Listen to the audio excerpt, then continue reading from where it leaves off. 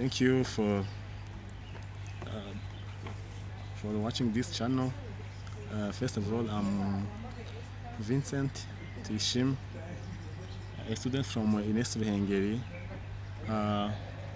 in the BS department, which is called called Biomedical Laboratory Sciences. And now the module is called Applied Immunology. Now, as we are studying the Applied Immunology by Dr. Savel Leambaje. This is the assignment. Now I have some topic here to show you. Topics to be covered. What is the principle of precipitation reaction in immunology? This is the number one. The second, how is the radioimmunodiffusion test performed? Now, the third one is the principle of the ELISA technique. Number four is the difference between, or how is sandwich ELISA different from indirect ELISA. Thank you. Let us go on. Now, from the first topic, what is the principle of precipitation reaction in immunology? First of all, you have to understand the mechanism of this principle. Precipitation reaction. First of all, in immunology, this is when we can mix soluble antigens and we mix it with soluble antibodies. Now, after mixing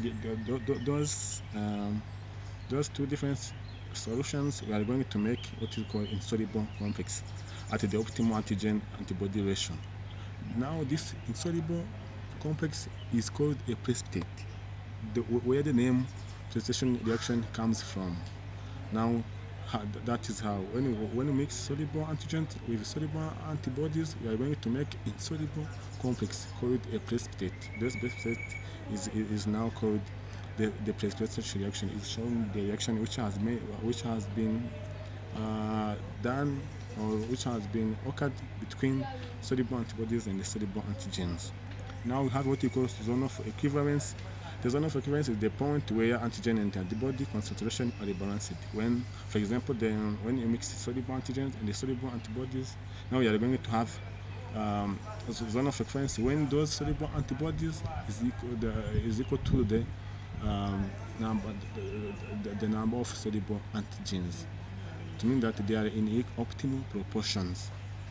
For example, you can mix the serum with the reagent, the serum containing specific antigens and the reagent containing the specific antibodies. Now, to have zone of equivalence we have the zone of equivalence when there's amount of analyte in the serum, analyte, to mean that antigens and then the number of antibodies in the reagent will be equal in the maximum precipitation, which will lead to maximum precipitation. That is what we call zone of equivalence. You can see application of this precipitation reaction in immunology. We use it in diagnosis of fungal infection and detection of immunoglobulins. You know, IgG, IgM, IgA, IgE, and so on. These are some applications of these precipitation reactions. Now, the second one is how is the radioimmunodiffusion test performed? Radioimmunodiffusion test. You can understand the word radio, immuno, and diffusion. Radio means the specific wave or form of electromagnetic radiations, which is called radio and have a specific wavelength. Now let us see how the procedure, how this radioimmunodiffusion test performed by seeing these procedures. Procedure: a gel containing antibody is prepared. Antigen samples are placed in ways on the gel. Antigen diffuses radially, forming a precipitation ring where it interacts with the antibodies. To mean that the antigen is going to diffuse radially in the form of radiations, in the form of electromagnetic radiations, to interact with the antibodies, forming precipitation. Then the diameter of the ring correlates with antigen concentration. Now, the ring which is going to be performed is going to be considered as the concentration of those antigen. Now the application is in quantifying this. Those radiation, which is showing the antigens, is going to show us the quantity of immunoglobulin of the antigens or the complement proteins. That is the aim of radioimmunodiffusion, is going to quantify. It also use it to quantify the serum proteins. Yes. Now let us go on. Third, what is the principle for the ELISA technique? Now you can first of all understand what is ELISA. ELISA is the enzyme-linked immunosorbent assay. Now the principle. This enzyme-linked immunosorbent assay detects antigens or antibodies using enzyme-conjugated secondary antibodies.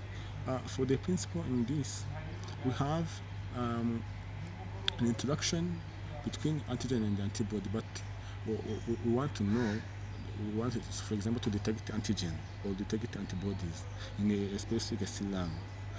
So what we do, we have what we call enzyme-conjugated secondary antibodies. This one is going to send detectable signal, chemical signals, which will be shown by the substrate.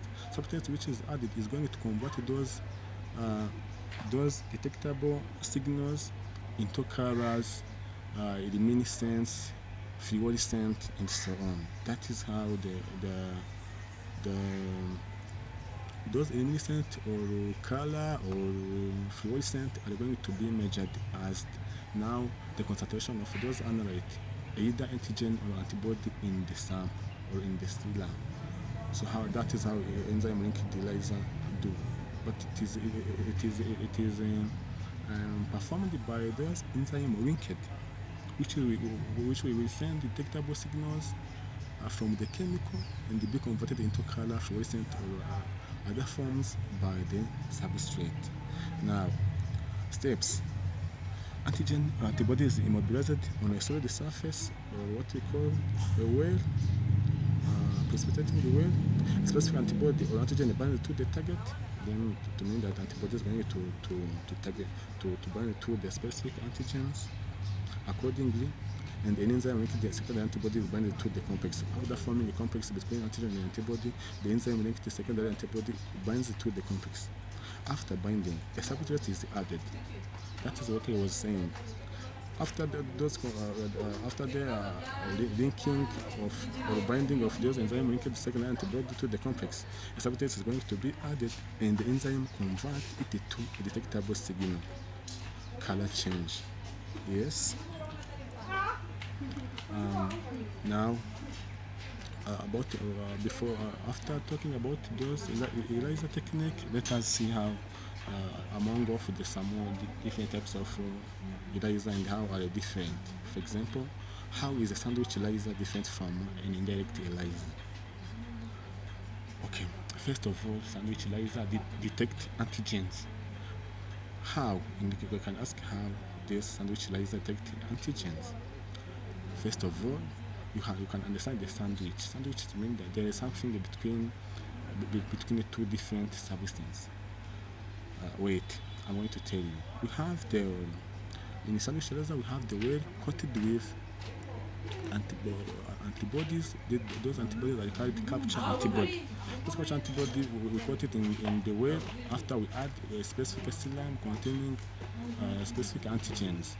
Then after this, we're going to add what is detecting antibody. Detecting antibodies is going to detect the antigens. Yes. Now after we are going to add enzyme-linked secondary antibody, which is going to produce those detectable signals and change it into color. For example, use a culture antibody on the plate for the antigen band and the detection with a secondary antibody. Secondary antibody is going to do what? To detect. Then enzyme is going to convert those detectable signals into color. Now the substrate is going to change to change those color into luminescent, fluorescent, or others. Indirect ELISAs. Direct ELISA detects antibodies in a sample. Now it is different from sandwich. Sandwich is going to detect antigens from the serum. Now indirect is going to detect the antibody antibodies in the serum or in the sample. Antigen is coated on the plate, and the patient antibodies binded to it, followed by enzyme linked secondary antibodies. You can see now it is the same, but the difference is